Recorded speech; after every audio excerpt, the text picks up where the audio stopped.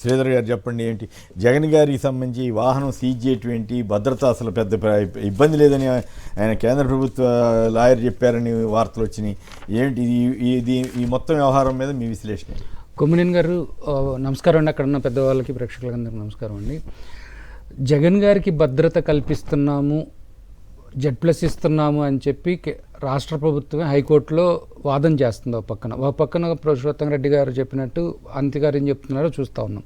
కానీ ఇక్కడ ముఖ్యంగా గమనించాల్సింది ఏంటంటే, సెక్యూరిటీ ఏదైతే జగన్ గారికి ఇస్తున్న సెక్యూరిటీ Z+ ఏదైతే ఉందో అది ఇవ్వాలి కదండి. 2009, 2010 నుంచి కూడా రాజశేఖర రెడ్డి గారు చనిపోయిన తర్వాత ఓదార్పు యాత్ర జరిగిన దగ్గర నుంచి కూడా ఆ రూప్ పార్టీ అనేది ఇస్తున్నారు. సో అలాంటిది కంటిన్యూ చేస్తూనే ఉన్నారు. All of A sudden even ఇవాళ జగన్ గారికి 2009లో ఉన్నటువంటి హోదా కంటే ఇవాళ పెద్ద హోదా, ఒక మాజీ ముఖ్యమంత్రి.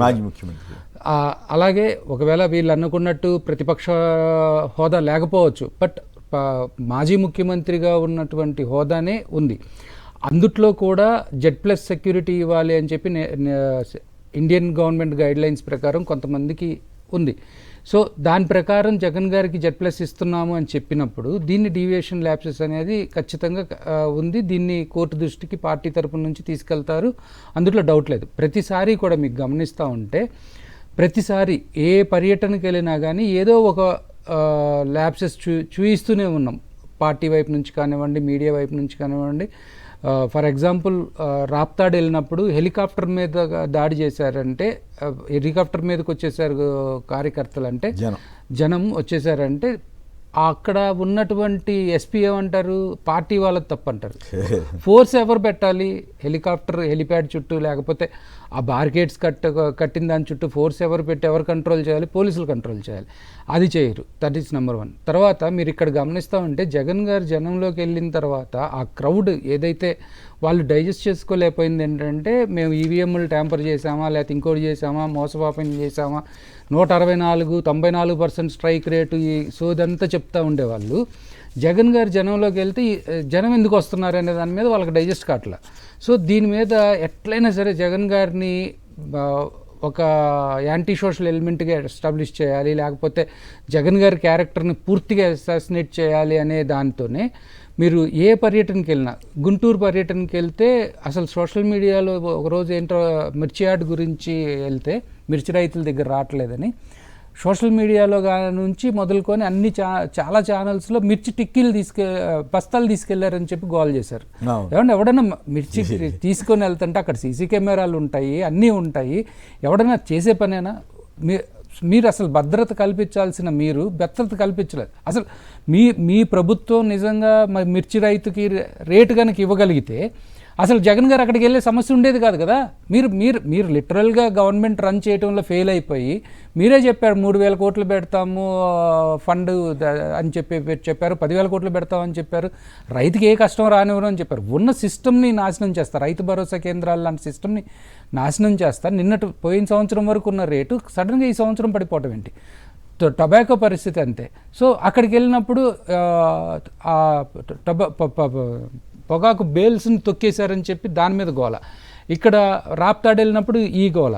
సో ఇదంతా కూడా ఏంటంటే జగన్ గారు వస్తున్నప్పుడు ప్రజలు తండోపతండాలుగా వస్తున్నారు కాబట్టి దీన్ని ఎట్లయినా సరే అరెస్ట్ చేయాలి. అది అరెస్ట్ అంటే డైవర్ట్ చేయాలి, లేకపోతేనేమో ఈ ప్రజల్ని ఈ ఆలోచన నుంచి దూరం చేయాలి. జగన్ గారిని ప్రజల నుంచి దూరం చేయటం అనేది సోనియా గాంధీ వల్లే కాలేదు. ఇండియాలో 10 సంవత్సరాల పాటు ఒక దేశాన్ని నడిపినటువంటి పవర్ఫుల్ ఉమెన్గా ఉన్నటువంటి ఆమె ఏమీ చేయలేక చేతులు కాల్చుకొని 2 రాష్ట్రాల్లో పార్టీని పోయిన తర్వాత 10 సంవత్సరాల తర్వాత కానీ తెలంగాణలో రాలేని పరిస్థితి ఉంది. ఆంధ్రాలో కనీసం 1%, 2% దాటి వెళ్ళలేని పరిస్థితి.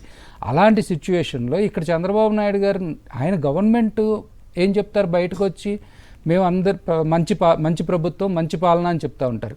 మీ మంచి ప్రభుత్వంలో అసలు టొబాకో రైతుకి రేట్ లేదు, మిర్చి రైతుకి రేట్ లేదు. అది దాన్ని ప్రశ్నిస్తే దాని మీద మీరు సమాధానం చెప్పలేక జగన్ గారు అక్కడికి వెళ్ళారు, జగన్ గారు ఇక్కడికి వెళ్ళారు, జగన్ గారు మీరు జగన్ గారు 1.5 గంటల పాటు ప్రెస్ మీట్ పెట్టి మిమ్మల్ని నిలదీశారు. కొన్ని పాలసీ ల్యాప్సెస్ గురించి మాట్లాడారు. అలాగే మీ ఫైనాన్షియల్ డిసిప్లిన్ తప్పయ్యారు, మీరు ఈ విధంగా చేస్తున్నారని చెప్పారు. ఎక్కడైనా ఒక్కళ్ళు వచ్చి 164 మంది ఎమ్మెల్యేలు అంటారు కదా, మీ 164 మంది 40 సంవత్సరాల ఎక్స్పీరియన్స్ ఎవడన్నా ఒక్కడొచ్చి పత్రికాముఖంగా కానివ్వండి, ప్రెస్ నోట్లో కానివ్వండి, జగన్ గారు చెప్పిన ఒక్క లెక్క తప్పు అని ఎవడైనా ఒక్కడు చెప్పాడా? ఎంతసేపు జగన్ గారు మాట్లాడే దాంట్లో ఆ పదం తప్పుబడింది, లేకపోతే రప్ప రప్ప అన్నారు, ఇవి సో అసలు విషయాలు వదిలేసి సో ఇప్పుడు భద్రత సంబంధించి కారు సీజ్ చేయటం దీని మీద మీ పార్టీ ఖచ్చితంగా ఇవన్నీ కూడా కోర్టు దృష్టికి తీసుకెళ్తామండి. కోర్టుల మీద ఖచ్చితంగా మాకు నమ్మకం ఉంది. జగన్ గారికి మీరు ఇంతకుముందు ఇచ్చిన టాటా సఫారీ ఏదైతే ఉందో అది అయితే 2004, 2005లో కొన్న వెహికల్ 20 సంవత్సరాల తర్వాత ఇప్పుడు మనం ఎక్కడిచ్చారు.